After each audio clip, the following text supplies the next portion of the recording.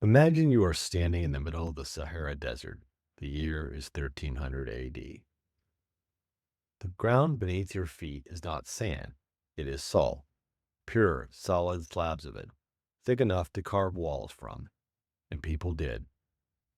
The trading post at Ta Gaza was entirely built from salt blocks. The floors, the walls, a city made of salt, populated by enslaved workers who mined it with their bare hands, trapped in the bitter irony of extracting the world's most valuable substance while dying of thirst.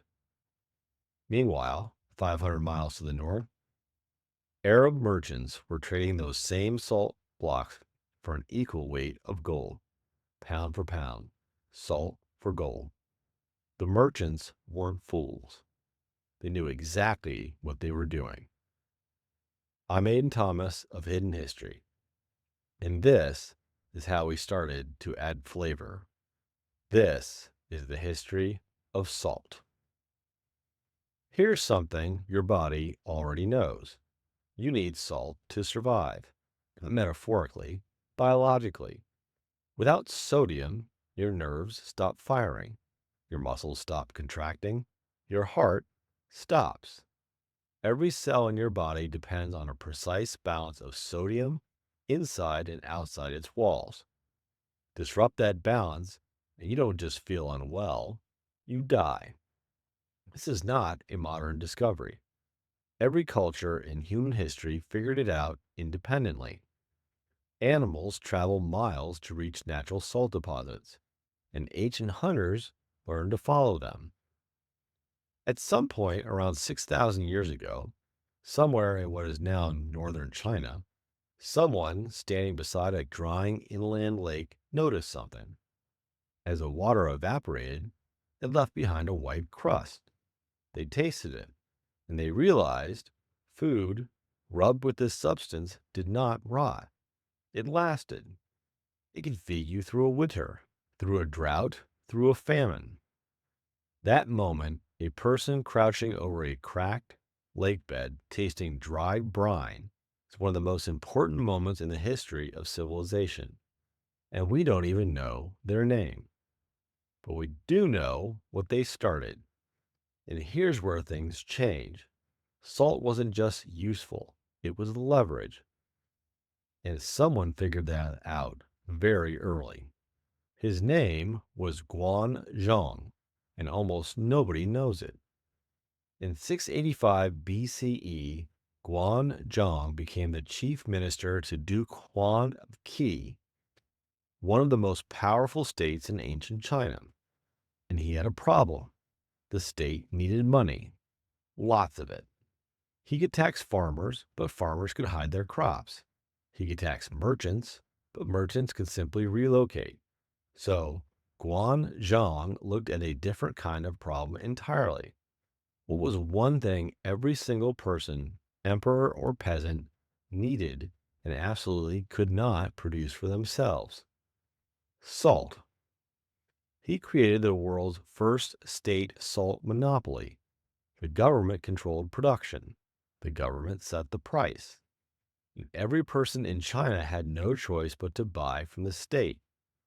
Historians credit him as one of the most consequential economic minds in ancient history, a man who essentially invented the blueprint for how governments control populations through essential resources, a blueprint that every empire since Rome, medieval France, the British Raj would eventually copy. But there's something else the Chinese were doing in the Sichuan province that almost nobody talks about. Deep underground, beneath the mountains near the city of Zigong, lay enormous deposits of brine, salt water used to produce salt.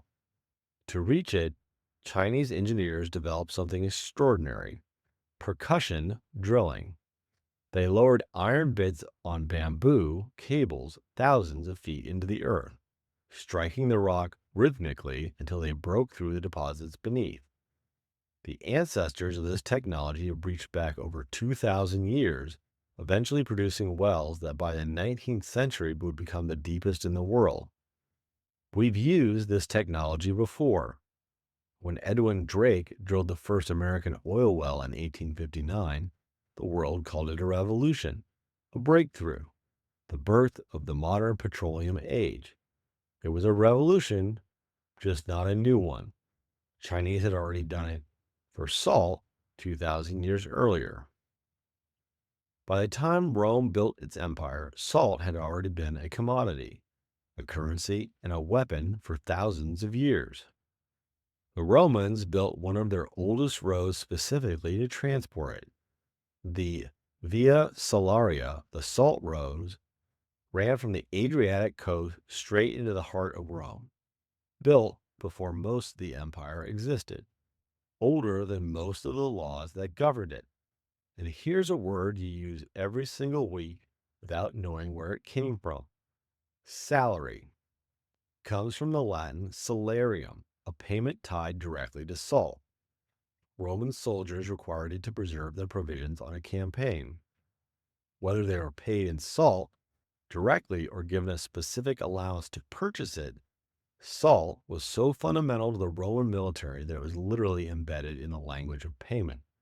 In that military, salt preservation is what kept it fed. Salted fish, salted pork, salted grain, stored on ships and supply wagons for months at a time. It's what allowed Roman legions to march into Britain, to North Africa, into Mesopotamia, and keep fighting. The Roman Empire didn't run on blood, it ran on salted fish. But here's where it gets interesting. While Rome crumbled and Europe fragmented into centuries of local kingdoms, another part of the world was running the most sophisticated trade network in human history. The Muslim merchants in the 8th through 14th centuries connected the Mediterranean world to West Africa through the trans-Saharan trade routes. And at the center of that trade was an exchange so perfectly calibrated, it seems almost designed. West Africa had gold, more gold than the rest of the world had seen in a single place. The Mali Empire, the Ghana Empire, empires so wealthy that when Mansa Musa, ruler of Mali, made his pilgrimage to Mecca in 1324, he gave away so much gold along the way that he single-handedly crashed the Egyptian economy for a decade. Prices for gold stayed depressed for 12 years after his caravan passed through. But West Africa had almost no salt, and in the heat, doing physical labor, people needed it desperately. The Saharan desert, meanwhile, sat on top of massive salt deposits, entire slabs of it. So the Arab and Berber traders built a system: salt from the north, gold from the south, weight for weight, a block of salt for a block of gold.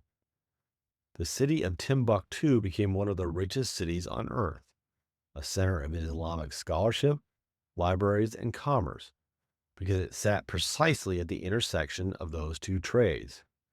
The Muslim merchants who understood both sides of the equation didn't need armies. They controlled something more powerful, the one mineral that everyone needed and no one could do without.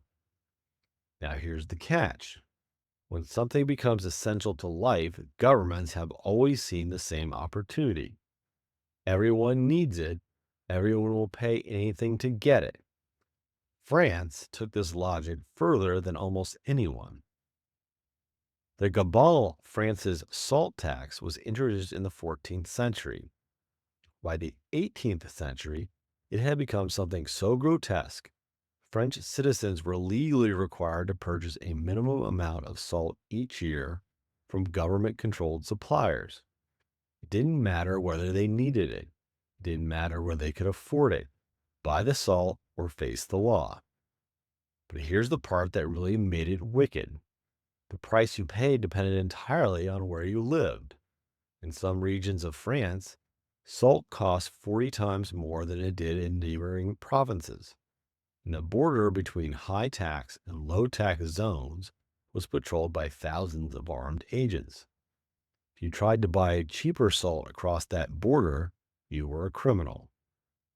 Salt smugglers, called the fauconnais, were hunted like fugitives. Thousands were imprisoned, some were executed. Children as young as 12 were arrested for crossing a border carrying salt they'd scraped from a marsh. A child arrested for carrying salt. By 1789, the year the French Revolution began, ordinary families were spending nearly 10% of their total income on the mandatory salt tax. When the people of France rose up against the monarchy, abolishing the Gabelle was one of their very first demands they put on paper. A mineral, a tax, a revolution. And then came Gandhi. The year was 1930. India was still under British rule, and the British, following the same logic as every empire before them, going all the way back to Guan Zhong, controlled the production and sale of salt in India. They didn't let Indians produce their own, not from the sea, not from the ground. You had to buy it, taxed, from the colonial government. In a country of 300 million people working in tropical heat, salt was not a luxury. It was a daily biological necessity. And the British had turned that biological necessity into colonial control. Mahatma Gandhi saw the trap exactly for what it was. On March 12, 1930, he set out from his ashram with 78 followers. They were going to walk 240 miles to the coast. And when they got there, Gandhi was going to do something the law specifically forbade. He was going to pick up salt. The British authorities thought it was almost comical. A 60-year-old man walking to the beach. What kind of revolution was that? They were wrong. By the time Gandhi reached the shore in Dundee on April 5th, the march had grown from 78 people to tens of thousands. Every step of the 24-day journey had been witnessed, photographed, and reported around the world. When Gandhi bent down the following morning, April 6th, and lifted a small lump of natural salt from the sand, that one image, that one gesture, triggered something across all of India. Within weeks, millions of Indians were making their own salt, openly, deliberately, in defiance of British law. Over 60,000 people were arrested. The British government couldn't jail all of them. Gandhi hadn't just broken a salt law. He had demonstrated something that every empire since Guan Zhong had spent thousands of years trying to prevent. That a people who understand their own power are ungovernable. By the time Gandhi was walking toward the sea, salt had already been through one more transformation. Quieter than any revolution, but just as consequential. It had become ordinary. And making something ordinary, something anyone could buy anywhere, without fear of tax collectors or armed border agents, there turned out to be its own kind of achievement. The year is 1848, Chicago. A man named Alonzo Richmond opened a small salt sales agency. He's not a chemist, not a philosopher, not a general. He is an agent for Onondaga Salt, the massive salt deposits in upstate New York that were at the time supplying most of the American market. His company is modest. His ambitions are practical. And for 40 years, it stays exactly like that. Then, in 1889, a 34-year-old businessman named Joy Morton buys a controlling interest in the company and renames it after himself. His father was J. Sterling Morton, the Nebraskan legislator who founded Arbor Day, a family with a habit of leaving their name on things. But Joy Morton inherited a problem that went back centuries.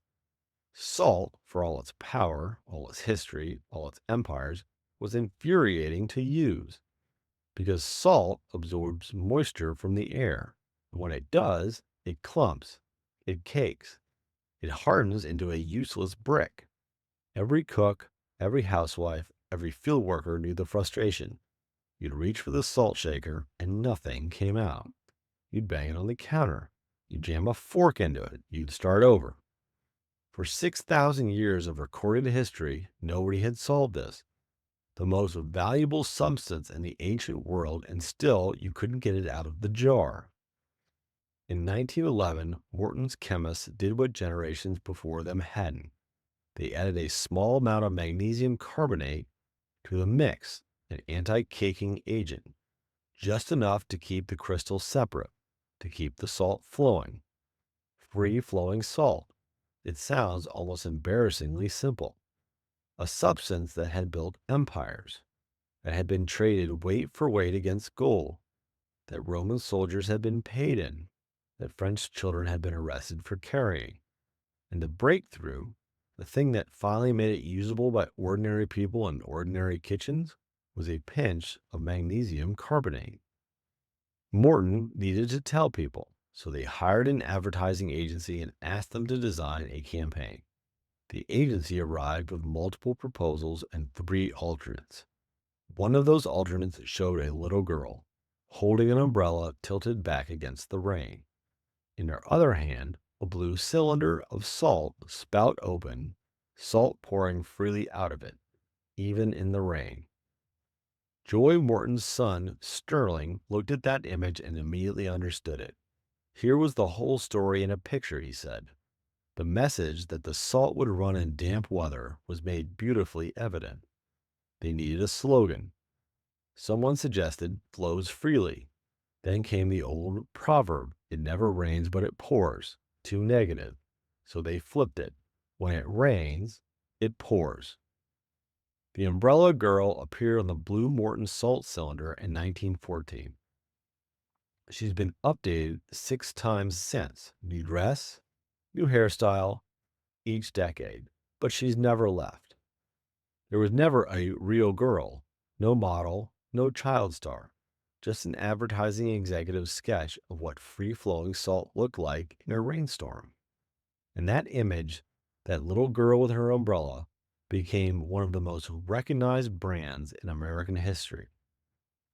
6,000 years of civilization, empires, wars, revolution, and it ended for most people with a blue cardboard cylinder and a girl in the rain.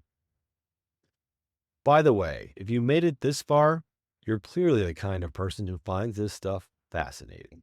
If you haven't already, hit that subscribe button. We uncover a new hidden history every week.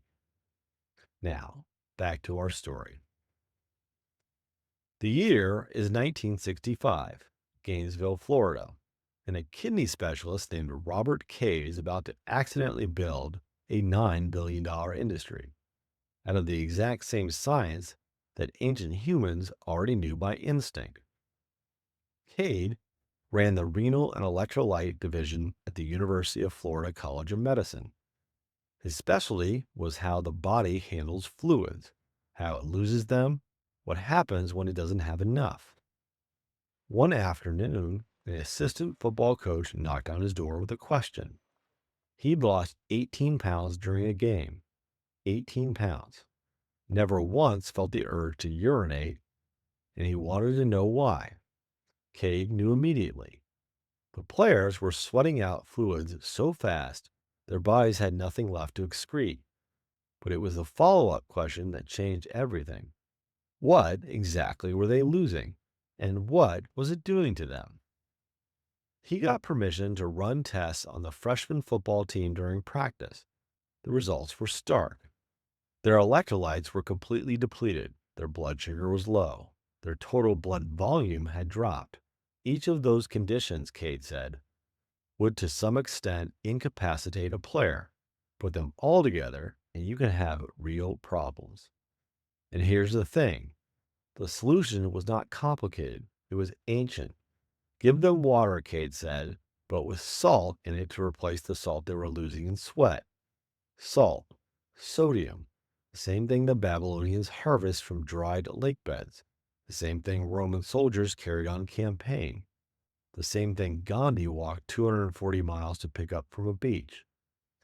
Cade mixed water, sodium chloride, potassium phosphate, and sugar.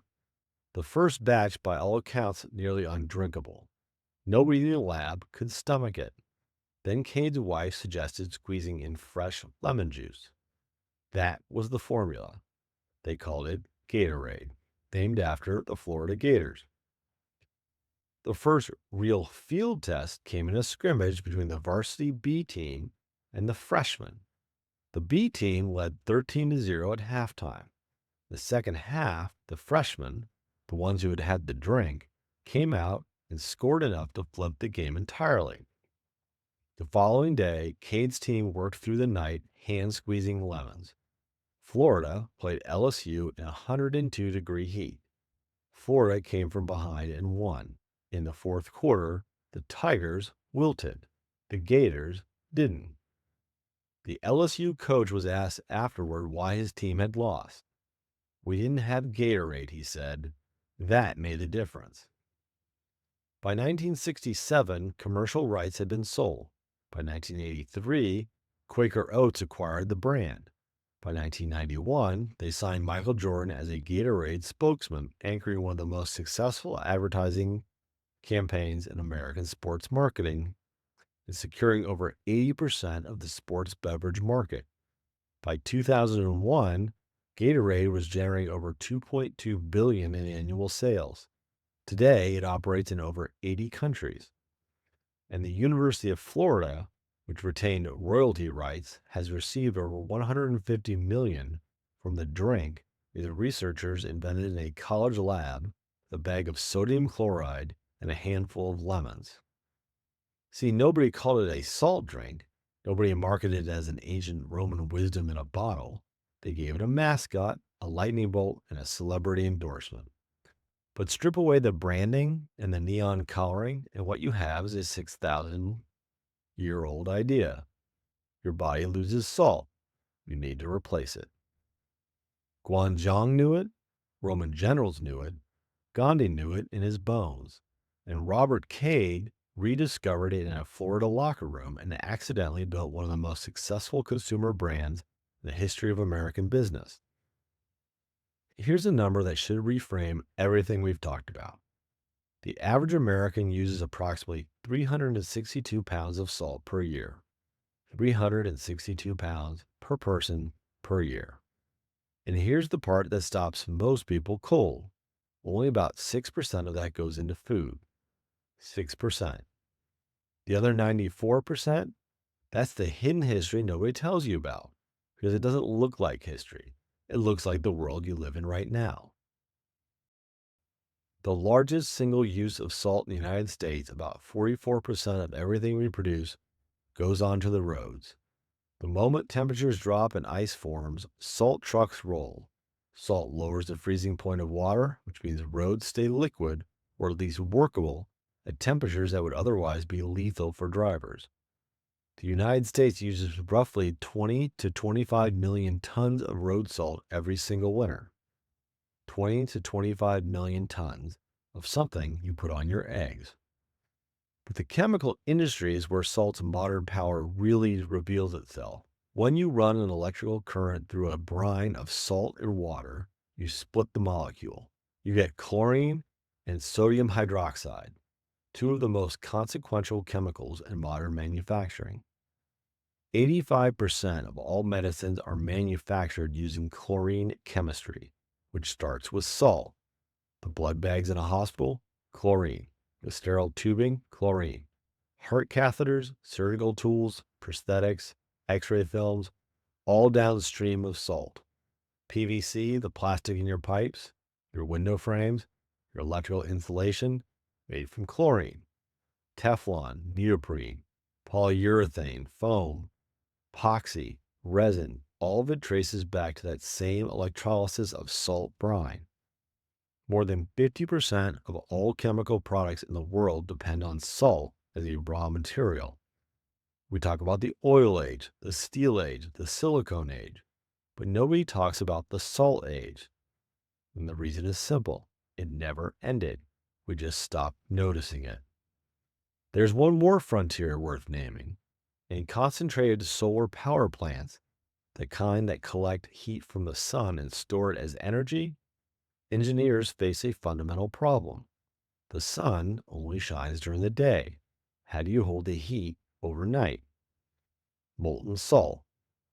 Tanks of salt heated to over 500 degrees Celsius, hold thermal energy for hours, releasing it steadily to drive turbines long after the sun goes down. The same substance the Babylonians harvested from dried lake beds, now storing the energy of the sun. The ancient world made salt essential through scarcity. The modern world makes it invisible through abundance. But pull back the curtain on almost anything: your morning commute, the pill you took, the hospital your child was born in, the plastic in the device you're watching this on, the sports drink in your refrigerator, and somewhere in the supply chain you'll find it. The same white crystal, the same sodium chloride, still running the world, just quietly now. We live in a world now where doctors warn us to eat less salt, where processed food is packed full of it, where watch your sodium is standard medical advice. The thing that built empires, sparked revolutions, paid armies, and launched a $9 billion sports drink is now listed under dietary risk factors. But the next time you reach for the salt shaker, think about the Chinese engineers who drilled 2,000 feet into the earth just to reach it. Think about the French child arrested for carrying it across the border. Think about a man in his 60s walking 240 miles in the heat just to bend down and pick up a handful of it. Think about a kidney doctor in a Florida lab, hand squeezing lemons at midnight, trying to figure out why football players were wilting in the fourth quarter.